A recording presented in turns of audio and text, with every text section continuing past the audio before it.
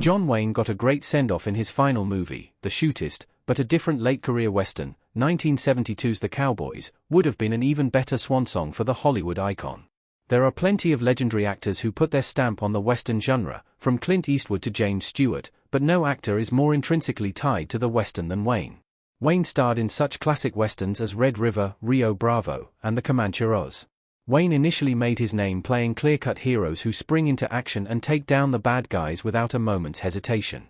But as his career went on, Wayne increasingly stepped outside his comfort zone and took darker, more dramatically challenging roles in movies like True Grit and The Searchers. As he got older, he began to reckon with his legacy and appeared in movies that would act as a fitting farewell to the genre that made him a star. His actual final film was 1976's The Shootist, which provided a bittersweet ending to his decades-long movie career, but a different western from 1972 would have worked just as well as Wayne's last movie. John Wayne took on more father-figure roles later in his career. As he got older, Wayne's characters became more paternal. John Wayne in True Grit on Hulu. After breaking out with the role of the Ringo Kid in John Ford's Stagecoach in 1939, Wayne became one of Hollywood's earliest action heroes. He went on to play young, virile crusaders like Sheriff John T. Chance in Rio Bravo and Tom Donovan in The Man Who Shot Liberty Valance. But as he got older, Wayne began taking roles that saw him protecting and mentoring the next generation. In the late stages of his career, he started taking a lot more roles where he played a father figure to his younger co-stars. The most famous example is 1969's True Grit. Wayne plays washed-up U.S. Marshal Rooster Cogburn, who reluctantly returns to action when 14-year-old orphan Mattie Ross recruits him to help her find her father's killer. He took a similar role in 1971's Big Jake. When John Fane's gang abducts Jacob McCandless's grandson and holds him for ransom, Big Jake sets out to save the kid. This was a great use of Wayne's star power later in life. He got to keep playing heroic roles that were more suited to his age, and they added some extra emotion to the stories. The Cowboys could have been a perfect final movie for John Wayne because of this. The Cowboys sees Wayne passing the torch to the next generation. John Wayne in The Cowboys. The pinnacle of the father figure stories that Wayne told later in his career was 1972's The Cowboys. Based on the 1971 novel of the same name by William Dale Jennings, The Cowboys stars Wayne as an aging rancher named Will Anderson, who's forced to hire a bunch of inexperienced kids as cowhands.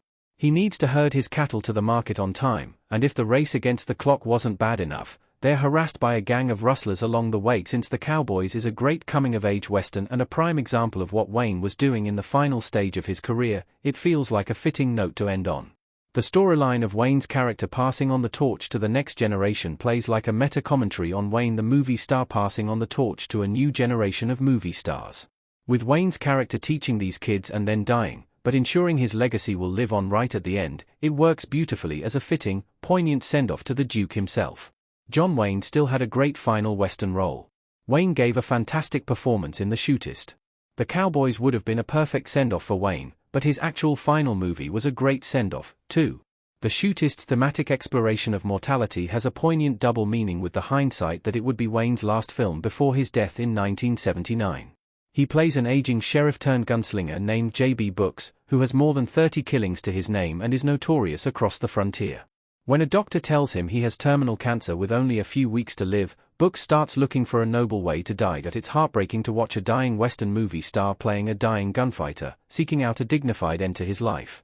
There's nothing especially groundbreaking about The Shootist. It plays with tropes and conventions that countless other Westerns had played with before it, but the meta-element of Wayne reckoning with his mortality in the last movie before his death makes The Shootist a unique classic. The Cowboys would have been a fitting farewell for John Wayne's tenure on the big screen, but there have been far worse final films than The Shootist.